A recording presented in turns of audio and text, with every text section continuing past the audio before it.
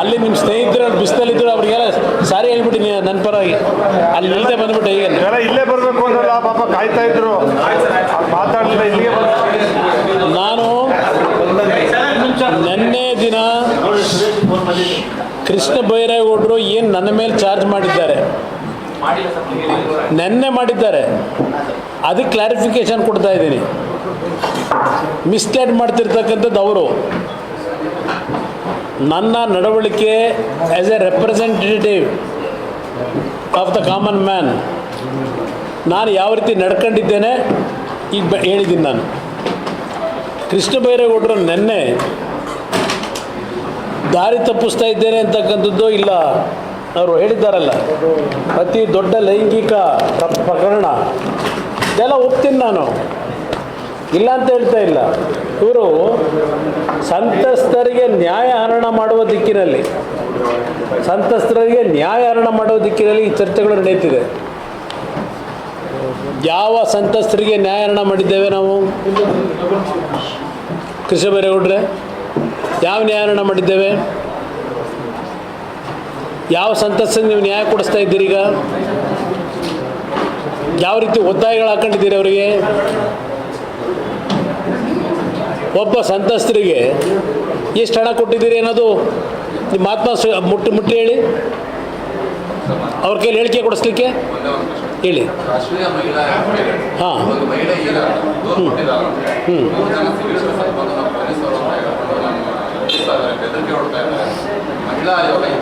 ಇದಕ್ಕೆ ಅವ್ರು ಕೃಷ್ಣ ಬೈರೇಗೌಡರು ಹೇಳಬೇಕಲ್ಲ ಉತ್ತರನ.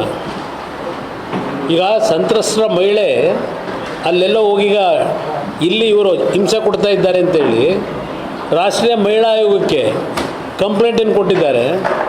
ಅದಕ್ಕೆ ಉತ್ತರ ಕೃಷ್ಣ ಬೈರೇಗೌಡರು ಕೊಡಬೇಕೀಗ. ಯಾವ ನ್ಯಾಯ ಕೊಡ್ತಾ ಇದ್ದೀರಿ ನೀವು ಅಂತೇಳಿ ಕಂಡ್ಕೊಂಡವ್ರ ಮನೆಗೆಲ್ಲ ಹೋಗಿ ಪ್ರೆಷರ್ ಹಾಕಿ ಇವತ್ತು ನೀವು ಎದುರಿಸಿ ಕೆಲವು ಕಂಪ್ಲೇಂಟ್ಗಳನ್ನ ತೊಗೊಂಡು, ಇಲ್ಲಾಂದರೆ ನಿಮ್ಮನ್ನು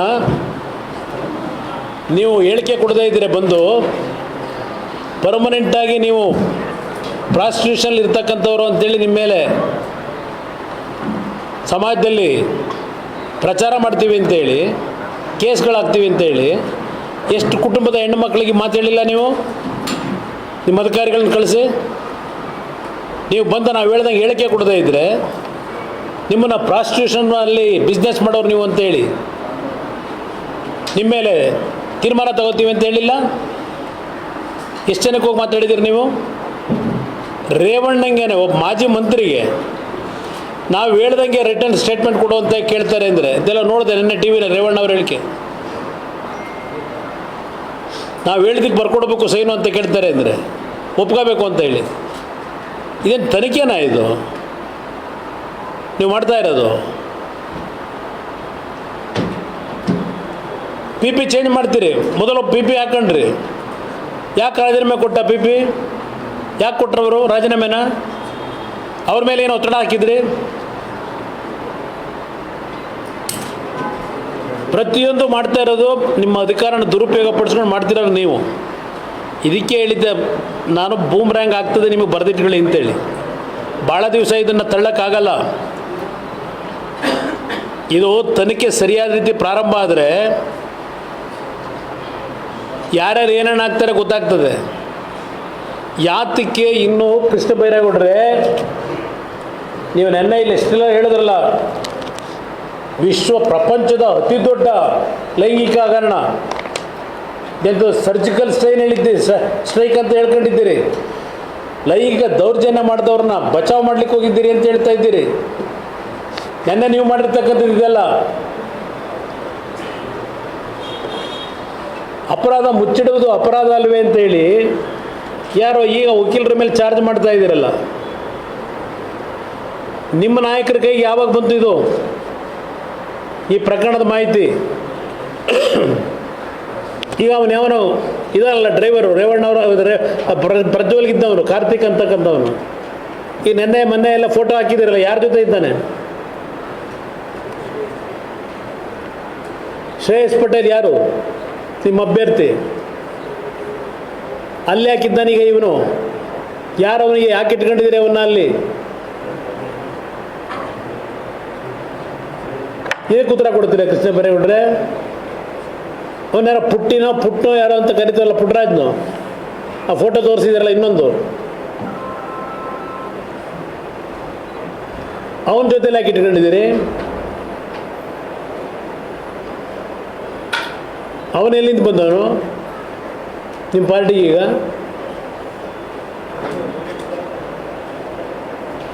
ಈ ಕಾರ್ತಿಕ್ ಅಂತ ಯಾರು ಡ್ರೈವರ್ ಇದ್ದಾನಲ್ಲ, ಅವನು ಯಾರ ಜೊತೆನಲ್ಲಿ ಫಸ್ಟು ಶ್ರೇಯಸ್ ಪಟೇಲ್ ಮನೆಗೆ ಹೋದ. ಶ್ರೇಯಸ್ ಪಟೇಲ್ ಮನೆಯಿಂದ ಬೆಂಗಳೂರಿಗೆ ಬಂದರಲ್ಲ, ಮೊದಲು ಯಾರ ಮನೆಗೆ ಭೇಟಿ ಮಾಡಿದ್ರಿ? ಯಾರನ್ನು ಭೇಟಿ ಮಾಡಿದ್ರಿ? ಶ್ರೇಯಸ್ ಪಟೇಲು, ಕಾರ್ತಿಕು, ಪುಟ್ಟರಾಜು, ಇದೆಲ್ಲ ಎಲ್ಲಿದೆ ನಿಮ್ಮ ಹತ್ರ ಡಾಕ್ಯುಮೆಂಟ್ ಅಂತ ಕೇಳ್ಬೋದು. ದುರ್ಬಿಟ್ಕೊಂಡು ಹೋಗಲ್ಲ,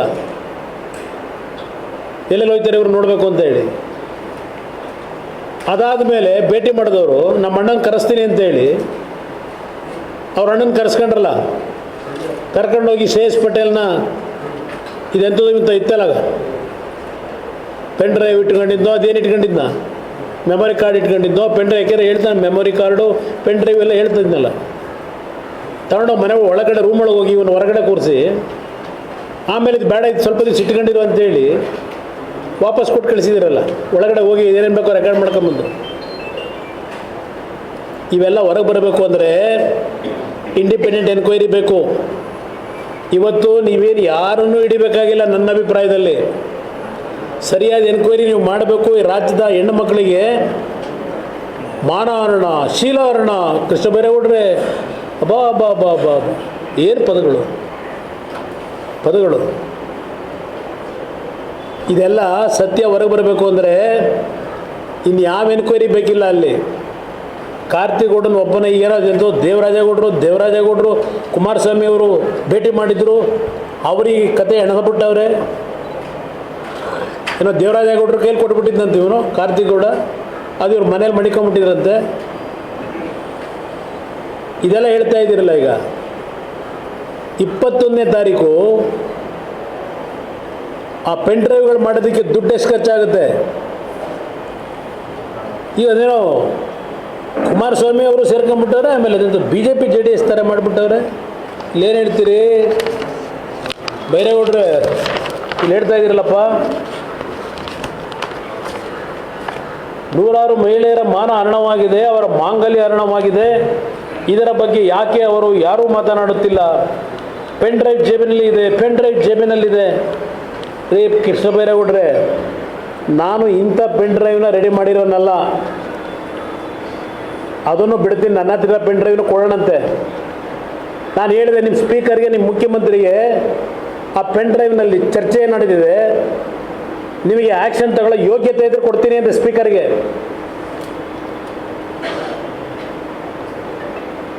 ನಿಮ್ಮ ರಾಜ್ಯದಲ್ಲಿ ಈ ಸರ್ಕಾರ ಬಂದ ಮೇಲೆ ವರ್ಗಾವಣೆ ತಂದೆ YSC ಹೇಳಿದಲ್ಲ, ಆಮೇಲೆ ಅದೆಂಥದ್ದು 5 ಜನದ್ದು ಏನೋ ಬಂದಲ್ಲಪ್ಪ ಒಂದು ಸಲ ಮುಖ್ಯಮಂತ್ರಿದು ಅವ್ರ ಮಗಂದು ಕಾನ್ವರ್ಸೇಷನ್ನು, ಏನೋ CSR ಫಂಡು ಎಲ್ಲ ಇದೆ ಡಾಕ್ಯುಮೆಂಟು. ನಿಮ್ಮ CSR ಫಂಡ್ ಯೋಗ್ಯತೆ ಅವತ್ತು 5 ಜನ ಯಾರು ಹೇಳಿದವರು? ಅಪ್ಪಯ್ಯ ಯಾರು ಹೇಳಿದವರು? ಚರ್ಚೆ ನಡೀತಲ್ಲಪ್ಪ. ಆ ಥರದ್ದು ಪೆನ್ ಡ್ರೈವ್ ನನ್ನ ಹತ್ರ ಇರೋದು. ಈ ಥರ ಈ ಅಶ್ಲೀಲ ಪೆನ್ ಡ್ರೈವ್ ನಾನು ಇಟ್ಕೊಂಡಿಲ್ಲ. ಯಾರು ನೆನ್ನೆ ಹೇಳಿಲ್ವ ನಿಮಗೆ? ಯಾರು ಏನು ಮೂರ್ತಿ ಕತೆ? ಅಯ್ಯೋ ನಮ್ಮ ಶಿಷ್ಯ ಹೋಲಿ ಇಷ್ಟ ಸಂಪಾದನೆ ಮಾಡ್ತಾರೆ ಅದಕ್ಕೆ ಹೇಳಿದ್ರಲ್ಲ, ನಾವು ಯಾವುದು ಚಿಲ್ಲರೆ ಕೆಲಸ ಮಾಡಲ್ಲ ಅಂತ. ಅಣ್ಣ ತಮ್ಮ ಹೇಳಿದ್ರಲ್ಲ ಚಿಲ್ಲರೆ ಕೆಲಸ ಮಾಡಲ್ಲ ಅಂತ ಹೇಳಿ. ನಿಮ್ಮನ್ನು ಚಿಲ್ಲರೆ ಕೆಲಸ ಮಾಡ್ತೀನಿ ಅಂತ ನಾನು ಹೇಳೋಕ್ಕಾಯ್ತದ? ನಿಮ್ಮ ಬಿಸ್ನೆಸ್ಸೇ ಪ್ಯಾಷನ್ ಅಂತ ಹೇಳಲ್ವ ನೀವು? ಚಿಲ್ಲರೆ ಕೆಲಸ ನಿಮ್ಮ ಕೈಲಿ ನೀವು ಮಾಡೋದೆಲ್ಲ ಎಂಥದ್ದು ದೊಡ್ಡ ಕೆಲಸ, ಮಹಾನ್ ಕೆಲಸ ಅಂತ ಗೊತ್ತು ನನಗೆ, ಏನೇನು ಮಾಡಿದ್ದೀರಿ ಅಂತ.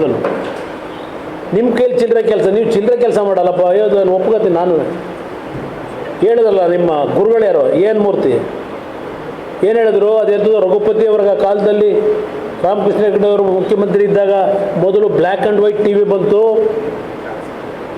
ಆ ಬ್ಲ್ಯಾಕ್ ಆ್ಯಂಡ್ ವೈಟ್ TV ತಗೊಂಡೋಗಿ ದೊಡ್ಡ ಹಳ್ಳಿಲಿ ಹಾಕೊಂಡು ಎಂಥದ್ದು ಇನ್ನೊಂದು ಬರೋದಲ್ಲ ರೆಕಾರ್ಡ್ರು, VCR ಅದನ್ನಿಟ್ಕೊಂಡು ಎಂಥವು ತೋರಿಸಾರಂತಲ್ಲ ಕ್ಲಿಪ್ಪಿಂಗು. ನಾನು ಹೇಳಿದ್ದ ಇದು ನಾನು ಹೇಳಿದ್ದ ಇದ್ಯಾರ ಏನು ಮೂರ್ತಿ ಅವ್ರು ತಾನೇ ಹೇಳಿರೋದು. ಆಮೇಲೆ ಸಂಗ್ರಾಮ್ ಸಿಂಗ್ ಹೇಳಿದ್ದೇನು, ಯಾವುದು LH ಕತೆ ನಾನು ಹೇಳಿದ್ದ. ಇದು ಪೆನ್ ಡ್ರೈವ್ ಕುಮಾರಸ್ವಾಮಿ, ಪೆನ್ ಡ್ರೈವ್ನ ಕುಮಾರಸ್ವಾಮಿ ರೆಡಿ ಮಾಡ್ಕೊಂಡು ಇದಕ್ಕೆ ಬಳಕೆ ಮಾಡ್ಕೊಂಡು ಪೆನ್ ಡ್ರೈವ್ ಅಂತ ಕುಮಾರಸ್ವಾಮಿ ಮೊದಲೇ ತೋರಿಸ್ತಾ ಅಂತೇಳಿ ಹೇಳ್ತಾ ಇದ್ದೀರಲ್ಲಪ್ಪ ಕೃಷ್ಣ ಬೈರೇಗೌಡ್ರೆ. ಇವತ್ತು ಆ ಒಂದು ವರ್ಗಾವಣೆ ಹಗರಣದ್ದು ಇವತ್ತು ಇದೆ ಪೆನ್ ಡ್ರೈವು. ಇದೇ ನಿಮ್ಮ ಸರ್ಕಾರದಲ್ಲಿ ಯೋಗ್ಯತೆ? ಲೂಟಿ ಮಾಡಿದ್ರಿ ರಾಜ್ಯನ,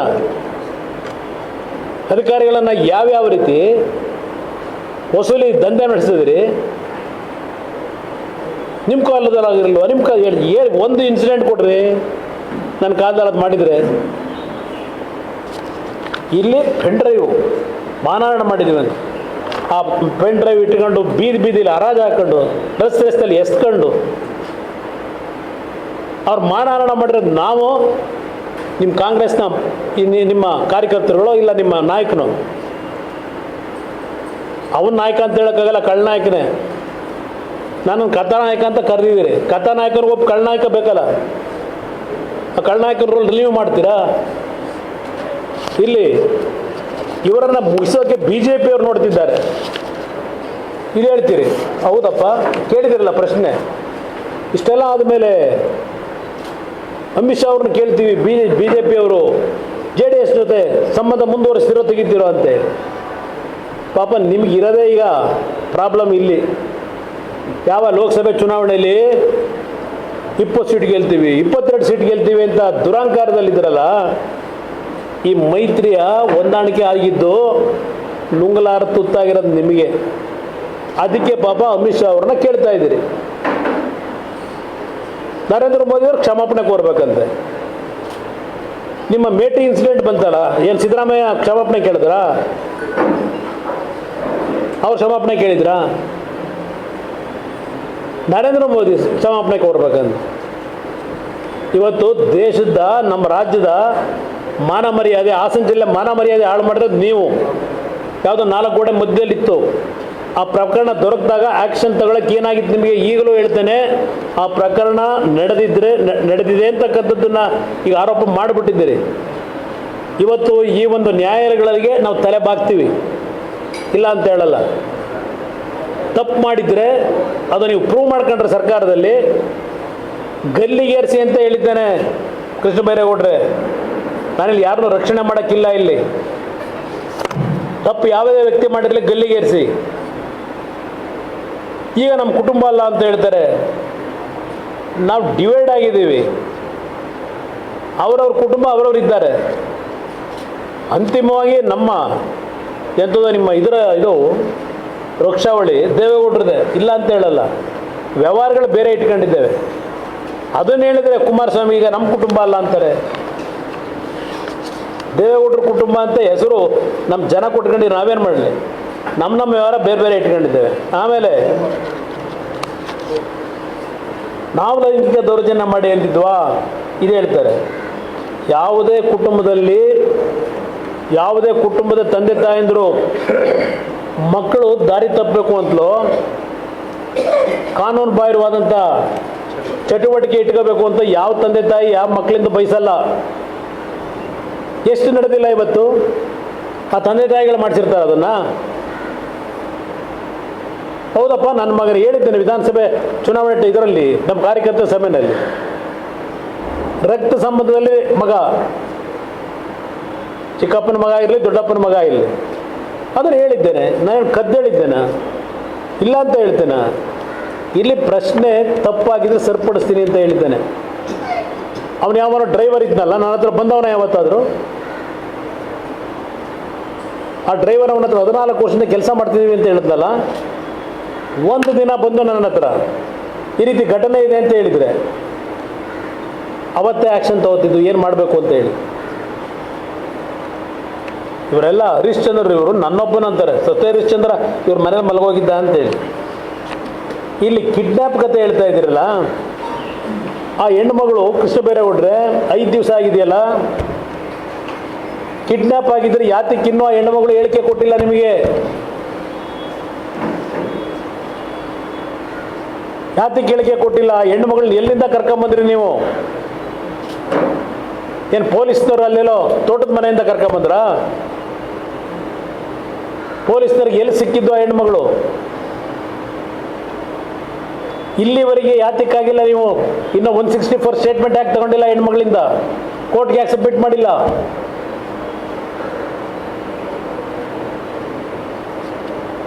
ನನಗೆ ಉತ್ತರ ಕೊಡ್ತೀರಾ? ನಾನು ನಿಮ್ಮ ಹತ್ರ ಕಲಿಬೇಕಾ? ನಾನು ಕೃಷ್ಣ ಬೈರೇಗೌಡರ ಹತ್ರ? ನೀವು ಫಾರಿನ್ ರಿಟರ್ನ್ ಇರ್ಬೋದು, ನಾನು ಈ ಹಳ್ಳಿಯ ಮಣ್ಣಿನ ಮಕ್ಕಳ ಜೊತೆ ಬದುಕಿರೋನು, ನಾನು ಇಲ್ಲಿ ಬೆಳೆದಿರೋನು. ನಾನು ಪ್ರಜ್ವಲ್ನ ಯಾಕೆ ಸರೆಂಡರ್ ಮಾಡಿಸ್ತಿಲ್ಲ? ನಿಮ್ಮ ಸರ್ಕಾರ ಇರೋದು ಯಾಕೆ? ಮಾಡ್ಕೊಳ್ಳಿ, ನೀವು ಹಿಡ್ಕೊಂಡಿದ್ದೀವಿ ಬೇಡ ಅಂತೇಳಿ. ವಿಡಿಯೋ ಬಿಡುಗಡೆ ಮಾಡೋದು ತಪ್ಪು, ದೌರ್ಜನ್ಯ ಮಾಡೋದು ತಪ್ಪಲ್ವಾ? ಹಾಗಾದರೆ ವಿಡಿಯೋ ಲೀಕ್ ವಿಷಯ ತಂದು ದೌರ್ಜನ್ಯದ ವಿಷಯ ಹಿಂದಕ್ಕೆ ಹಾಕಿಬಿಟ್ಟಿದ್ದಾರೆ ಕೃಷ್ಣ ಬೈರೇಗೌಡರೆ. ಪಾಪ ನಿಮಗೆ ಜ್ಞಾನ ಇಲ್ಲ. ನಮಗಿಂತ ಹೆಚ್ಚಾಗಿ ಪಾಂಡಿತ್ಯವಂತರಿದ್ದೀರಿ ನೀವು, ನಮಗಿಂತ ಹೆಚ್ಚಾಗಿ ಕಾನ್ಸ್ಟಿಟ್ಯೂಷನ್ ಓದಿದ್ದೀರಿ. ಇಂಥ ವಿಷಯ ಸರ್ಕಾರ ಏನು ತೀರ್ಮಾನ ಮಾಡಬೇಕು ಅಂತ ಹೇಳಿ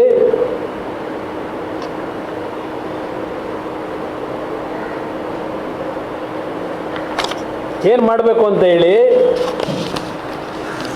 ಇಂಥ ಪ್ರಕರಣಗಳ ಬಗ್ಗೆ ಇಲ್ಲಿ ನಮ್ಮ ರಾಜ್ಯದ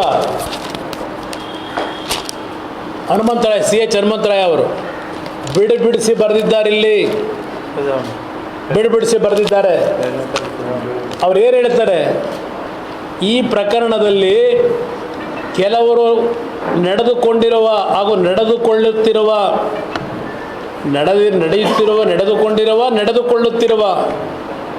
ರೀತಿ, ಈ ನೆಲದ ಕಾನೂನು ಬರೀ ಹೊಗೆಯ ನೆರಳಿನ ರೀತಿಯಲ್ಲಿ ಭಾಸವಾಗುತ್ತಿದೆ.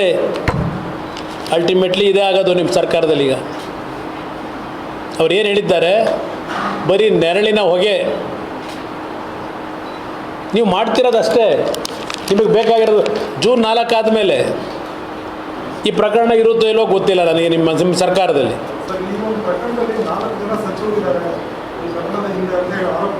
ಯಾರು?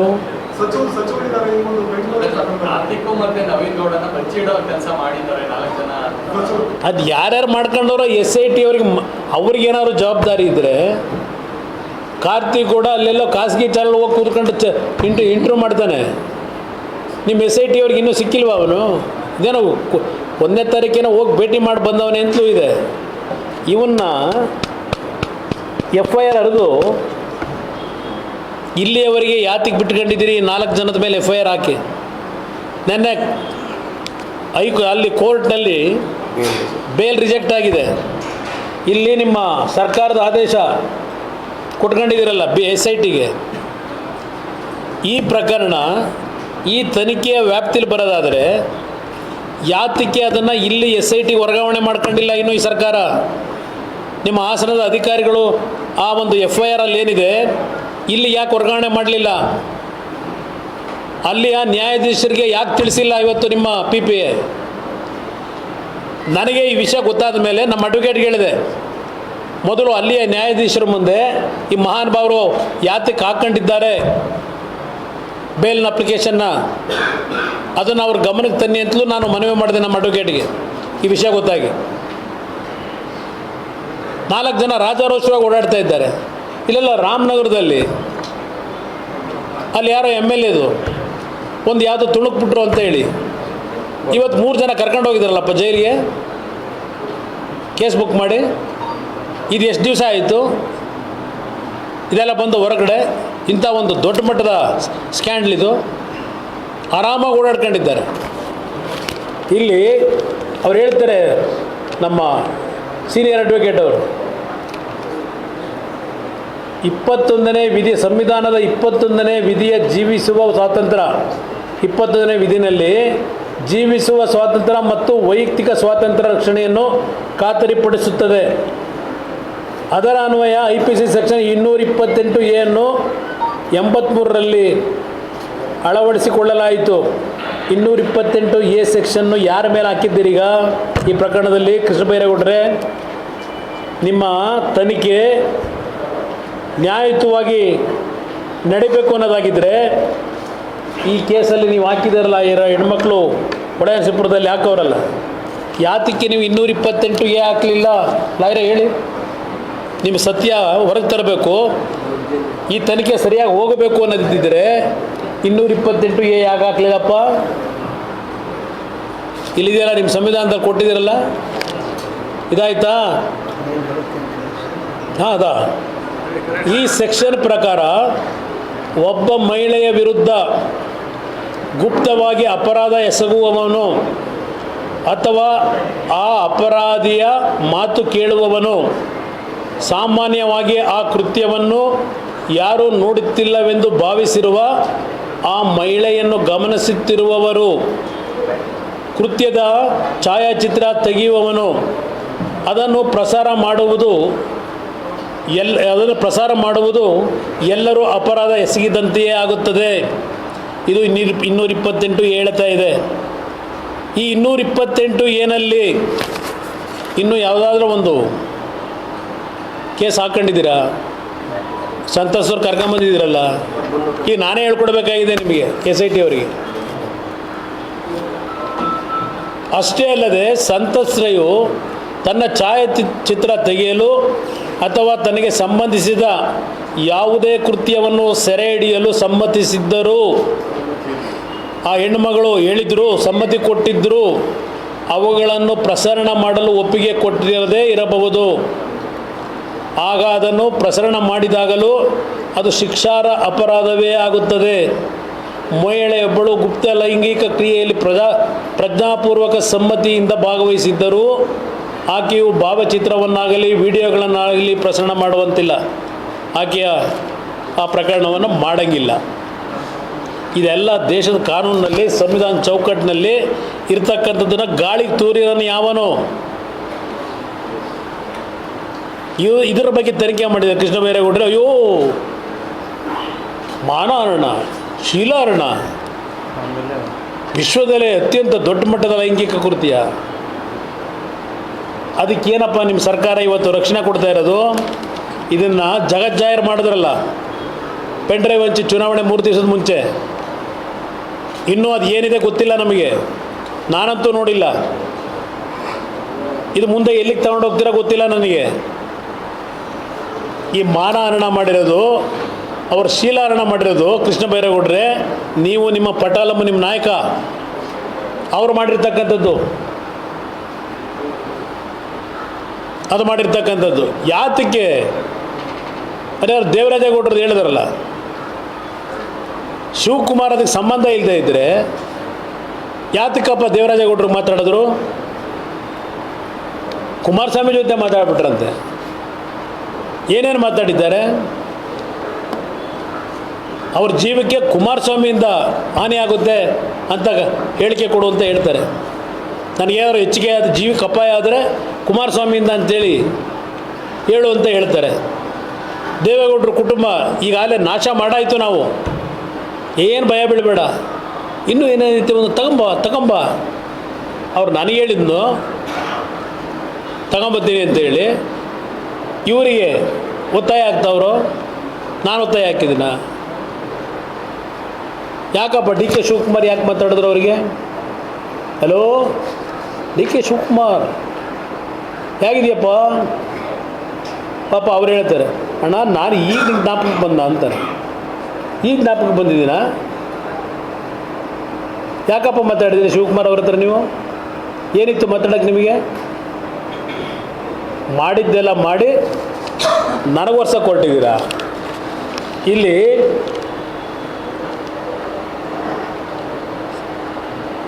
ಸಂವಿಧಾನದ 21ನೇ ವಿಧಿಯು ಈ ದೇಶದ ನಾಗರಿಕರಿಗೆ ಗೋಪ್ಯತೆಯ ಹಕ್ಕನ್ನು ಖಾತರಿಪಡಿಸುತ್ತದೆ. ಜೀವನ ಮತ್ತು ಸ್ವಾತಂತ್ರ್ಯದ ಹಕ್ಕಿನಲ್ಲಿ ಅದು ಅಡಗಿದೆ. ಇದನ್ನು ಹೇಳ್ತಾರೆ ಇಲ್ಲಿ. ಆಮೇಲೆ 19/2ನೇ ವಿಧಿಯಲ್ಲಿ ಕೆಲವು ನಿರ್ಬಂಧಗಳನ್ನು ವಿಧಿಸಲಾಗಿದೆ. ಲೈಂಗಿಕ ದೌರ್ಜನ್ಯ, ಅಪಹರಣ ಅಥವಾ ಅಂಥ ಅಪರಾಧಕ್ಕೆ ಗುರಿಯಾದ ಮಹಿಳೆಯ ಹೆಸರನ್ನಾಗಲಿ ಪ್ರಸರಣವನ್ನಾಗಲಿ ಯಾವುದೇ ಮಾಧ್ಯಮದಲ್ಲಿ ಪ್ರಚಾರ ಅಥವಾ ಪ್ರಸಾರ ಮಾಡಬಾರದು ಎಂಬ ಅಂಶವನ್ನು ಸುಪ್ರೀಂ ಕೋರ್ಟ್ ತನ್ನ ತೀರ್ಪಿನಲ್ಲಿ ಎತ್ತಿ ಹಿಡಿದಿದೆ. ಹಾಲಿ ಪ್ರಕರಣದಲ್ಲಿ ನಿಮ್ಮ ಮಾಹಿತಿ ತಂತ್ರಜ್ಞಾನ ಕಾಯ್ದೆ ಸೆಕ್ಷನ್ನು 66(e) 67 ಅಡಿಯಲ್ಲಿ ಶಿಕ್ಷಾರ್ಹರಾಗುತ್ತಾರೆ. ಇವೆಲ್ಲ ಬರ್ಕೊಂಡು ಹೋಗೋರೆ. ಇದೆಲ್ಲ ಆಗಿರೋದೆಲ್ಲ ನಿಮ್ಮ ಸಂವಿಧಾನದಲ್ಲಿ ಕಾನೂನಿನ ಚೌಕಟ್ಟಲ್ಲಿ ಏನೇನು ಶಿಕ್ಷೆಗಳಿದೆ, ಯಾವುದು ಮಾಡಬಾರ್ದು ಅಂತ ಇದೆ, ಅದೆಲ್ಲವನ್ನು ಮಾಡಿರ್ತಕ್ಕಂಥದ್ದು ಕೃಷ್ಣ ಬೈರೇಗೌಡರೇ ನಿಮ್ಮ ಸರ್ಕಾರದ ಅಧಿಕಾರವನ್ನು ದುರುಪಯೋಗ ಪಡಿಸ್ಕೊಳ್ಳೋದ್ರ ಮುಖಾಂತರ ಇವಕ್ಕೆಲ್ಲ ಕಾರಣಕರ್ತರಾಗಿರ್ತಕ್ಕಂಥ ಸಿದ್ದರಾಮಯ್ಯನವರ ಮಂತ್ರಿಮಂಡಲ, ನಾನು ಹೇಳ್ತಕ್ಕಂಥದ್ದು ಸಿದ್ದರಾಮಯ್ಯನವರ ಮಂತ್ರಿಮಂಡಲ ಇದಕ್ಕೆಲ್ಲ ಪ್ರಮುಖವಾದ ಕಾರಣದಲ್ಲಿ ನೀವು ಒಬ್ಬರಿದ್ದೀರಿ. ನಿಮಗೆ ನ್ಯಾಯದ ಬಗ್ಗೆ, ಸತ್ಯದ ಬಗ್ಗೆ, ಮಹಿಳೆಯರ ಮಾನದ ಬಗ್ಗೆ ಅಲ್ಪ ಸ್ವಲ್ಪ ಕಿಂಚಿತ್ತು ಕೃಷ್ಣ ಬೈರೇಗೌಡರೇ ನಿಮ್ಮಲ್ಲಿ ಕಾಳಜಿ ಇದ್ದಿದ್ರೆ ಇಂಥ ಪ್ರಕರಣವನ್ನು ಮಾಡಲಿಕ್ಕೆ ನಿಮ್ಮ ಸರ್ಕಾರ ಬಿಡ್ತಿರಲಿಲ್ಲ. ಇಂಥ ಕೆಲಸ ಮಾಡಿರ್ತಕ್ಕಂಥದ್ದಕ್ಕೆ ಮಾಡಿರೋದು ನೀವುಗಳು ಏನು? ನೆನ್ನೆ 4 ಜನ ಮಂತ್ರಿಗಳು ಹಾಸನ ಪ್ರಮಾಣನ ಅದೇನೋ ಹೇಳ್ಕೊಂಡಿದ್ದೀರಲ್ಲ, ಏನೇನು ಮಾತಾಡ್ಕೊಂಡಿದ್ದೀರಿ ನೀವು? ದೇವರಾಜೇಗೌಡರು ಬಂದು ಹಾಸನಾಂಬ ಮುಂದೆ ಪ್ರಮಾಣ ಮಾಡ್ತೀರಾ? ಬಾರಪ್ಪ, ಕರ್ಕೊಂಬಾರಪ್ಪ ನಿಮ್ಮ ಲೀಡ್ರನ್ನೂ. ಅವನು ಏನೋ ಒಂದು ಸಲ ಹೇಳೋರು ಅವರನ್ನೂ, ಹಾಸನಾಂಬೆ ಮುಂದೆ ನನ್ನ ಸರ್ಕಾರ ವಿಶಾಖ ಅವರೇ ಕುಮಾರಸ್ವಾಮಿಗೆ ಅಂತೇಳಿ ಹೇಳ್ತಾರಲ್ಲ, ಬರಲಿ ಹಾಸನಾಂಬ ಮುಂದೆ ಅಂತ ಹೇಳಿ ಕರ್ಕೊಂಬನ್ರಪ್ಪ ಹಾಸನಾಂಬೆ ಮುಂದಕ್ಕೇನೆ. ಈ ಮಾತುಗಳನ್ನು ಹೇಳೇ ಆ ಹಾಸನಾಂಬ ತಾಯಿನೇ ಈ ಸರ್ಕಾರವನ್ನು ಕೆಲವೇ ತಿಂಗಳುಗಳಲ್ಲಿ ಧ್ವಂಸ ಆಗುತ್ತೆ. ನಾನು ಮೊನ್ನೆನೂ ಹೇಳಿದ್ದೇನೆ, ನಾವಿಲ್ಲಿ ಏನೇ ಮಾಡಿದ್ರು ಮೇಲೊಬ್ಬ ಇದ್ದಾನೆ ಅಂತೇಳಿ. ಈಗಲೂ ಅದನ್ನೇ ಹೇಳ್ತಾ ಇದ್ದೇನೆ. ನಾನು ಈ 5-6 ಜನ ಸಮಜಾಯಿಸಿಕೊಳ್ಳೋಕ್ಕೇನು ಕೂತ್ಕೊಂಡಿದ್ದಿಲ್ಲ. ನೆನ್ನೆ ನಿಮ್ಮ ಕಾಂಗ್ರೆಸ್ ಕಚೇರಿಯಲ್ಲಿ ನಾನು ಇವ್ರು ಯಾರ ಕೈಲೂ ಮಾತಾಡಿಸ್ತಿಲ್ಲ, ಮೀಟಿಂಗ್ ಇತ್ತು, ಕೂರಿಸ್ಕೊಂಡಿದ್ದೀನಿ. ಈಗಲೂ ಹೇಳ್ತೇನೆ, ನಾನು ಯಾರನ್ನೂ ರಕ್ಷಣೆ ಮಾಡ್ತಾ ಇಲ್ಲ. ನಿಮ್ಮ ಹೇಳಿಕೆಗಳು ಪ್ರತಿನಿತ್ಯ ಯಾವ್ಯಾವ ರೀತಿ ಬಂದಿದೆ, ಯಾವ ರೀತಿ ನಡ್ಕೋತಾ ಇದ್ದೀರಿ ನೀವು? ಯಾವ ಅಧಿಕಾರಿಗೆ ಪೊಲೀಸ್ ಕಮಿಷನರು ಮಾಡ್ತೀನಿ, ಏನಾದರೂ ಮಾಡಿ ರೇವಣ್ಣನ್ನು ಏನೋ 6 ಅಂತೇಳಿ ಈಗ ರೇವಣ್ಣನ ಕೂರಿಸಿದ್ದೀರಲ್ಲ 3 ದಿನ, ಇನ್ನೂ 5 ದಿವಸ ಬೇಕಂತೆ ಪಾಪ. ಹೆಚ್ಚುವರಿ PPAಗಳು ಇದನ್ನು ಹಾಕೋದಕ್ಕೆ ಕೋರ್ಟ್ ಬಂದೆ. ಏನು ಬೇಕು? ಇನ್ನೂ 5 ದಿವಸ ಪಾಪ ಜೈಲಲ್ಲಿ ಕೂರಿಸ್ಬೇಕು. ಇವತ್ತು ನಾನು ಹೇಳ್ತಕ್ಕಂಥದ್ದು ನಿಮಗೆ ಏನಾದರೂ ಅಲ್ಪ ಸ್ವಲ್ಪ ಆ ಪ್ರಮಾಣ ವಚನ ಸ್ವೀಕಾರ ಮಾಡಿದಿರಲ್ಲ ನಿಮ್ಮ ಯೋಗ್ಯತೆಗಳಿಗೆ, ಗೌಪ್ಯವಾಗಿ ಇರ್ತಕ್ಕಂಥ ವಿಷಯದ ಬಗ್ಗೆ ಅಲ್ಪ ಸ್ವಲ್ಪ ನಿಮಗೆ ಗೌರವ ಇದ್ದರೆ, ಮೊದಲು ಯಾರು ಡ್ರೈವರ್ ಇದ್ದಾನಲ್ಲ, ನೀವೇನು ಎಲ್ಲ ಸುತ್ಕೊಂಡು ಹೋಗಿ ಅರೆಸ್ಟ್ ಮಾಡಿ ಯಾರ್ಯಾರನ್ನ ಸಿಗ್ತಾರಲ್ಲ ಕರ್ಕೊಂಬಂದು ಇಟ್ಕೋಬೇಕಾಗಿಲ್ಲ. ಆ ಹೆಣ್ಮಕ್ಳು ಮನೆಗಳಿಗೆ ಹೋಗಿ ಅವ್ರಿಗೆ ಹಿಂಸೆ ಕೊಡಬೇಕಾಗಿಲ್ಲ. ಆ ಡ್ರೈವರ್ ಒಬ್ಬರನ್ನ ಕೂರಿಸ್ಕೊಳ್ಳಿ. ಇದರ ಎಲ್ಲ ಕತೆ ಪ್ರಾರಂಭ ಹಂತದಿಂದ ಕೊನೆಯ ಹಂತದವರೆಗೆ ಏನು ಬೇಕಲ್ಲ ಎಲ್ಲ ಸಿಗುತ್ತೆ. ಇರಲಿ, ಯಾರೇ ತಪ್ಪು ಮಾಡಿರಲಿ, ಅವನ್ನ ಎನ್ಕ್ವೈರಿ ಒಳಗೆ ಪ್ರಜ್ವಲ್ದು ಬಂದರೂ ಬರಲಿ, ಯಾರದೇ ಬೇಕಾದರೂ ಬರಲಿ, ಸತ್ಯಾಂಶ ಹೊರಗೆ ಬರಬೇಕು. ಯಾವುದೇ ಕಾರಣಕ್ಕೂ ನಿರಪರಾಧಿಗಳಿಗೆ ಇವತ್ತು ಅನ್ಯಾಯ ಆಗಬಾರ್ದು. ಅದಕ್ಕೋಸ್ಕರ ನಿಮಗೇನಾದರೂ 10 ನಿಮಿಷದ ಕೆಲಸ ಇದು. ಪಾಪ ಎಲ್ಲರನ್ನೂ ಹುಡುಕೊಂಡು ಕರ್ಕೊಂಬರ್ತಿದ್ದೀರಲ್ಲ KR ನಗರದಿಂದ. ಬಹುಶಃ KR ನಗರದಿಂದ 8 ಜನ ಆಯಿತು 10 ಜನ ಆಯಿತು ಈಗ ಕರ್ಕೊಂಬಂದಿರೋದು. KR ನಗರದಲ್ಲೇ ಯಾತಿಗೆ ಬರೀ ಕೇಸ್ ಅಲ್ಲಾಗ್ತಾ ಇದ್ದೀರಿ ಪೊಲೀಸ್ ಸ್ಟೇಷನಿಗೆ. KR ನಗರದವ್ರನ್ನ ಮಾತ್ರ ಯಾಕೆ ಹಿಡ್ಕೊಂಬರ್ತಾ ಇದ್ದೀರಿ? ಹೊಳೆನರಸೀಪುರದಲ್ಲಿ ಯಾರೂ ಇರಲಿಲ್ವಾ? ಇಲ್ಲ ಹಾಸನದಲ್ಲಿ ಇರಲಿಲ್ವಾ? ಯಾತಿಗೆ ಇವತ್ತು ನ್ಯಾಷನಲ್ ವುಮೆನ್ ಕಮಿಷನ್ ಮುಂದೆ ಹೋಗಿ ಹೆಣ್ಮಗಳು ಇವತ್ತು ಕಂಪ್ಲೇಂಟ್ ಹಾಕಿ ಕೊಟ್ಟಿದ್ದಾರೆ? ಇಲ್ಲಿ ನಿಮ್ಮ ದಬ್ಬಾಳಿಕೆ, ಯಾರ್ಯಾರಿಗೆ ಹಿಂಸೆ ಕೊಡ್ತಾ ಇದ್ದೀರಿ, ಯಾರು ಪಾಪ ಹೋಗಿ ಹಾಕಿರಬೇಕು. ಒಬ್ಬ ಡ್ರೈವರ್ನ ಹಿಡಿದು ಕೂರಿಸ್ಕೊಂಡು ಸಂಪೂರ್ಣ ಏನೇನು ನಡೆದಿದೆ 14 ವರ್ಷದಿಂದ ಹೋಗಿರೋದು. ಯಾವುದೋ ಖಾಸಗಿ ಚಾನಲ್ನಲ್ಲಿ ಕೂರಿಸ್ಕೊಂಡು ಪಾಪ ಕ್ವಶನ್ ಕೇಳೋದು, ಅವನು ಉತ್ತರ ಕೊಡಬೇಕು. ಇದು ನಾಳೆ SITಗೆ ಹೋಗಿ ಯಾವ ರೀತಿ ಉತ್ತರ ಕೇಳ್ಬೋದು SITಯಿಂದ, ಅದಕ್ಕೆ ಉತ್ತರ ನೀನು ಹೆಂಗೆ ಕೊಡಬೇಕು, ಇದು ಟ್ರೈನಪ್ಪ. ಮೊನ್ನೆ ಆಗಿರೋದು ಖಾಸಗಿ ಚಾನಲ್ನಲ್ಲಿ 1.25 ಗಂಟೆ ಮಾಡಿದ್ದೀರಿ. ಖಾಸಗಿ ಚಾನಲ್ನಲ್ಲಿ ಏನೇನಿದೆ ಅದೆಲ್ಲ ಹೇಳಕ್ಕೆ ಹೋಗಲ್ಲ ಈಗ. ಅದೆಂಥದ್ದು ಪೆನ್ ಡ್ರೈವ್ ಕೊಡಲಿಲ್ಲ ನಾನು, ಇದು ಮೆಮೊರಿ ಕಾರ್ಡು. ಪೆನ್ ಡ್ರೈವ್ ಕೊಡಲಿಲ್ಲ ಅಂತ ಅಲ್ಲಿ ಹೇಳ್ತಾವ್ರೀಗ ಆ ಖಾಸಗಿ ಚಾನಲ್ ಮುಂದೆ. ಇಲ್ಲಿ ಹೇಳ್ತಾರೆ ಅವನು ಯಾರೋ ದೇವರಾಜೇಗೌಡರಿಗೆ ಪೆನ್ ಡ್ರೈವ್ ಕೊಟ್ಟಿದ್ದೀನಿ ಅಂತ. ನಾನು ಪೆನ್ ಡ್ರೈವ್ ಕೊಡಲಿಲ್ಲ, ಅದೆಂತೂ ಮೆಮೊರಿ ಕಾರ್ಡ್ ಹಾಕಿ ತೋರಿಸ್ದೆ. ಅದೆಂಥದ್ದು ಫೇಸ್ ಲುಕ್ಕು. ಅದೊಂದೇ ಸಾಕು ಎನ್ಕ್ವೈರಿಗೆ. ಆ ಖಾಸಗಿ ಚಾನಲಲ್ಲಿ ಇಂಟ್ರ್ಯೂ ಮಾಡೋರಲ್ಲ, ಆ ಸತ್ಯವನ್ನು ಆ ಖಾಸಗಿ ಚಾನಲ್ ಏನು ಮಾತಾಡ್ಕೊಂಡಿದ್ದಾರೆ, ಪ್ರಶ್ನೆಗಳಿಟ್ಟು ಪ್ರಶ್ನೆಗಳಿಗೆ ಉತ್ತರ ಪಡ್ಕೊಂಡಿದ್ದಾರೆ, SIT ಅವ್ರು ಏನು ಪ್ರಶ್ನೆ ಕೇಳ್ಬೋದು ಆ ಪ್ರಶ್ನೆಗಳನ್ನು ಆ ಖಾಸಗಿ ಮಾಲೀಕರಿಂದ ಕೇಳಿಸಿ ಇಲ್ಲಿ ಅವ್ರು ಉತ್ತರ ತಗೊಂಡಿದ್ದೀರಲ್ಲ, ಇದನ್ನು ಸರಿಯಾದ ರೀತಿ ನೀವು ತನಿಖೆ ಅವನು ಒಬ್ಬನ ತನಿಖೆ ಮಾಡ್ಕೊಂಡ್ರೆ ಎಲ್ಲ ಇವರ ಬಣ್ಣ ಬಯಲಾಗೋದ್ರಲ್ಲಿ ಯಾರೂ ತಪ್ಪೋಗಲ್ಲ. ಯಾರ್ಯಾರೋ ಇದರಲ್ಲಿ ಹೆಣ್ಣುಮಕ್ಕಳ ಮಾನ ಹಾಕಿದ್ದಾರೆ ಈ ಸರ್ಕಾರದಲ್ಲಿ ಎಲ್ಲರಿಗೂ ಶಿಕ್ಷೆ ತರ್ಬೋದು. ಇಂಥದ್ದು ಮತ್ತೆ ಇನ್ನೊಂದು ಬಾರಿ ಮಾಡಬಾರ್ದು ಈ ರಾಜ್ಯದಲ್ಲಿ. ರಮೇಶ್ ಜಾರಕಿಹೊಳಿ ಯಾರೇ ಮಾಡಿದ್ದು? ಯಾರು ಮಾಡಿದ್ದಾರೆ? ರಮೇಶ್ ಜಾರಕಿಹೊಳಿ ಏನಾಯಿತು? ರಮೇಶ್ ಜಾರಕಿಹೊಳಿ ಶಿಕ್ಷೆ ಕೊಟ್ರ? ಮಾನಹಾನ ಮಾಡಿದ್ದೇ ಅದು ನೀವು ಮಾಡಿದ್ದು. ಅದು ಬಿಟ್ಟು ಏನು ಮಾಡಿದ್ರಿ? ಒಂದು 4 ದಿವಸ ಪ್ರಚಾರ, ಇದು ಆಗೋದಷ್ಟೇ. ಈ ಸರ್ಕಾರಕ್ಕೆ ಇವತ್ತು ಅವರಿಗೆ ಇಂಥ ಘಟನೆಗಳು ಮುಂದೆ ನಡೀಬಾರ್ದು ಅನ್ನೋದು ಒಂದು ಕಠಿಣವಾದಂಥ ತೀರ್ಮಾನಗಳು ಮಾಡಬೇಕು ಅನ್ನೋದಿಲ್ಲ ಇಲ್ಲಿ. ಇವ್ರಿಗೆ ಬೇಕಾಗಿರೋದು ಇನ್ನೊಂದು 15 ದಿವಸದ ಪ್ರಚಾರ. ಇವರಿಗೆ ಬೇಕಾಗಿರೋದು ಅಷ್ಟೇ. ಇವರಿಗೆ ರಾಜ್ಯಪಾಲರಿಗೆ ಇದನ್ನೇ ಹೇಳಿ ಬಂದಿದ್ದೇನೆ. ಇದರಲ್ಲಿ ಈ ಸರ್ಕಾರದಲ್ಲಿ ಇವತ್ತು ಅವರಿಗೆ ಸತ್ಯಾಂಶಗಳು ಹೊರಗೆ ಬರಬೇಕಾಗಿಲ್ಲ. ತಾತ್ಕಾಲಿಕವಾಗಿ ಅವರಿಗೆ ಪ್ರಚಾರ ಬೇಕು, ಕೆಲವು ವ್ಯಕ್ತಿಗಳ ಮಾನಹಾನ ಮಾಡಬೇಕು, ಇದಕ್ಕೆ ಫೇರ್ ಒಂದು ಎನ್ಕ್ವೈರಿ ಆಗಬೇಕು ಅಂತಕ್ಕಂಥದ್ದನ್ನು ಅವ್ರಿಗೆ ಮನವಿ ಕೊಟ್ಟು ಬಂದಿದೆ. ತನಿಖೆ ನಾನು ಹೇಳಿದ್ದೇನೆ, ಏಕೆಂದರೆ ಇದು ಗವರ್ನರ್ ಮಾಡೋಕ್ಕಾಗಲ್ಲ, ಕೇಂದ್ರ ಸರ್ಕಾರವೂ ಮಾಡೋಕ್ಕಾಗಲ್ಲ ನೇರವಾಗಿ. ರಾಜ್ಯ ಸರ್ಕಾರದ ಒಪ್ಪಿಗೆ ಇಲ್ಲದೆ ಇವರು ಬೇರೆ ತನಿಖೆ ಮಾಡೋಕ್ಕೇನಾಗಲ್ಲ.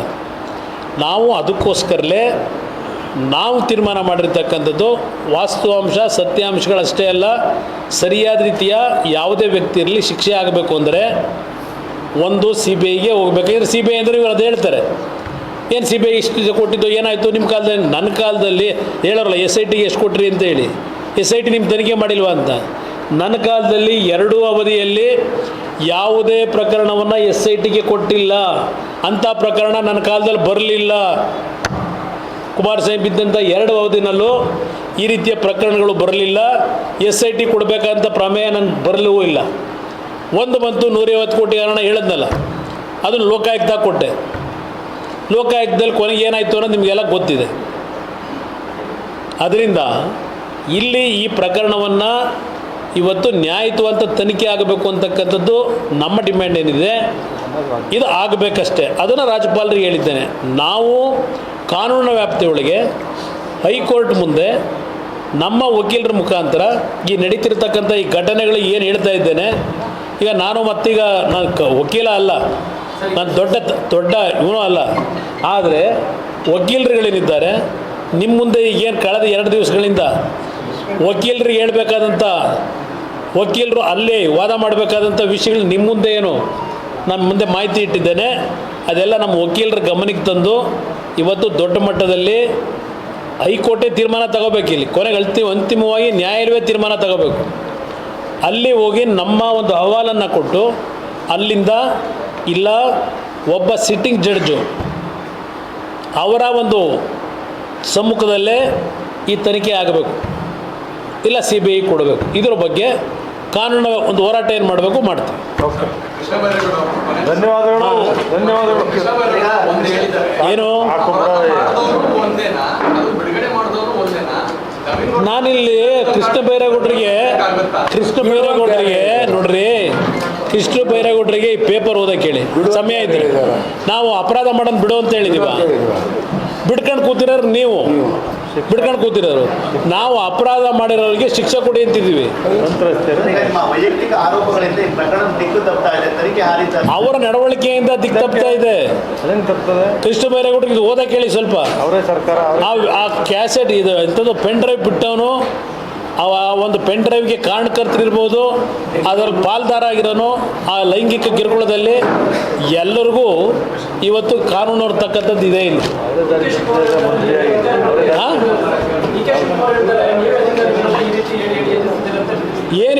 ಏನು ಎದುರಿಸಿದ್ದೀವಿ? ಅಯ್ಯರಾಮನ ಇಲ್ಲಿ ನಡೀತಿರ್ತಕ್ಕಂಥ ತನಿಖೆ ಬಗ್ಗೆ ಸರಿಯಾಗಿ ಮಾಡ್ರಿ ಅಂತ ಹೇಳೋದು ಎದರಿಕೆನ? ಎದುರಿಸದ? ನಾನು ಎದುರಿಸ್ತಾ ಇದ್ದೀನ? ಅಧಿಕಾರಿಗಳನ್ನ ಎದುರಿಸೋರು ನೀವು. ನಾನು ನನ್ನ ಜೀವನದಲ್ಲಿ ನಾನು 2 ಬಾರಿ ರಾಜ್ಯದ ಮುಖ್ಯಮಂತ್ರಿಯಾಗಿ ಕೇಳಲಿಕ್ಕೆ ಬಯಸ್ತೀನಿ ಸರ್ಕಾರದ ಮಂತ್ರಿಗಳಿಗೆ, ಮುಖ್ಯಮಂತ್ರಿಗೆ. ಈ ರಾಜ್ಯದಲ್ಲಿ ಮುಖ್ಯಮಂತ್ರಿಯಾಗಿ 2 ಬಾರಿ ನನ್ನ ಅಧಿಕಾರವನ್ನು ದುರುಪಯೋಗಪಡಿಸ್ಕೊಂಡು ನನ್ನ ಎದುರಾಳಿಗಳನ್ನು ಇವತ್ತು ಬಲಿ ಆಗ್ತಕ್ಕಂಥದ್ದಕ್ಕೆ ಅಧಿಕಾರಿಗಳನ್ನು ದುರುಪಯೋಗಪಡಿಸ್ಕೊಂಡಿದ್ದೇನಾ? ನನ್ನ ಮೇಲೆ 4 ಕೇಸ್ ಇತ್ತು. ನಾನು ಈ ರಾಜ್ಯದ ಮುಖ್ಯಮಂತ್ರಿಯಾಗಿ 2ನೇ ಬಾರಿ, ಹಿಂದೆ ಏನೋ ನನ್ನ ಒಂದು ಹೋರಾಟದಲ್ಲಿ ಭ್ರಷ್ಟಾಚಾರದ ವಿರುದ್ಧ ಒಂದು 4 ಕೇಸ್ ಇತ್ತು. ನಾನು ಮುಖ್ಯಮಂತ್ರಿಯಾಗಿ ಅದನ್ನು ರಿಪೋರ್ಟ್ ಹಾಕ್ಸ್ಕೊಂಡು ಕ್ಲೋಸ್ ಮಾಡಿಸ್ಕೊಳ್ಳೋಕೆ ಆಗ್ತಿರ್ಲಿಲ್ವ? ನಾನು ಎಂದೂ ಸಹ ಯಾರನ್ನು ಹಣದ ಮುಖಾಂತರ ಖರೀದಿ ಮಾಡಿ ನನ್ನ ತಪ್ಪುಗಳನ್ನು ಮುಚ್ಚಾಕೊಳ್ಳಿಕ್ಕೆ ಹೋಗಿಲ್ಲ. ನಾನು ತೆಗೆದುಕೊಂಡಂಥ ನನ್ನ ಸರ್ಕಾರದ ತೀರ್ಮಾನಗಳು ಏನೇ ಮಾಡಿದ್ರು, ನನ್ನ ಮೇಲೆ ಏನಾದರೂ ಯಾರಾದರೂ ದೂರು ಕೊಟ್ಟಾಗ ಅದು ಫೇರಾಗಿ ತೀರ್ಮಾನಗಳಾಗಲಿ, ಇವತ್ತು ಆ ದೂರುಗಳನ್ನು ನಾನು ಸಂಪೂರ್ಣವಾಗಿ ನಾಶ ಮಾಡ್ತಕ್ಕಂಥ ಕೆಲಸ ಮಾಡಲ್ಲ. ಮೆರಿಟ್ ಮೇಲೆ ಈ ದೇಶದ ಕಾನೂನಿನಲ್ಲಿ ತೀರ್ಮಾನ ಆಗಲಿ ಅಂತೇಳಿ ಇನ್ನೂ 12 ವರ್ಷ ಆದರೂ ಇನ್ನೂ ಒಂದು ಕೇಸನ್ನು ಎದುರಿಸ್ತಾ ಇದ್ದೇನೆ. 12 ವರ್ಷ ಆಯಿತು. ಸಮಾಧಾನವಾಗಿ ನಾನು ನಂಬಿಕೆ ಇದೆ, ಮೆರಿಟ್ ಮೇಲೆ ತೀರ್ಮಾನ ಆಗಲಿ ಅಂತ ಹೇಳಿ ಇವತ್ತು ನಾನು ನಡ್ಕೊಂಬರ್ತಾ ಇದ್ದೇನೆ. ನಿಮ್ಮ ಥರ ಏನೇನು ಮಾಡ್ಕೊಂಬಂದಿದ್ದೀರಿ ಇದೆಲ್ಲ ಹೇಳಲಿಕ್ಕೆ ಆಗೋದಿಲ್ಲ. ಇವೆಲ್ಲ ಕೆಲವು ವಿಷಯದಲ್ಲಿ ಹೇಳಲಿಕ್ಕೆ ಕಷ್ಟ ಈ ವ್ಯವಸ್ಥೆ ಒಳಗೆ. ವ್ಯವಸ್ಥೆ ಅನ್ನೋದಕ್ಕಿಂತ ಅವ್ಯವಸ್ಥೆ ಅಂತ ಹೇಳಿದ್ನಲ್ಲ, ಇಲ್ಲಿ ಅವ್ಯವಸ್ಥೆಗಳು ಕಷ್ಟ ಹೇಳಿ. ಧನ್ಯವಾದಗಳು. ಎಲ್ಲರೂ ಮುದ್ರಿಸಿ, ಎಲ್ಲರೂ ತಿಳಿಸಿ. Thank you brother. ಇಂಗ್ಲೀಷ್ ಅಯ್ಯೋ ಬೇಡ, ನನಗೆ ಸಾಕು ಜಾಸ್ತಿ.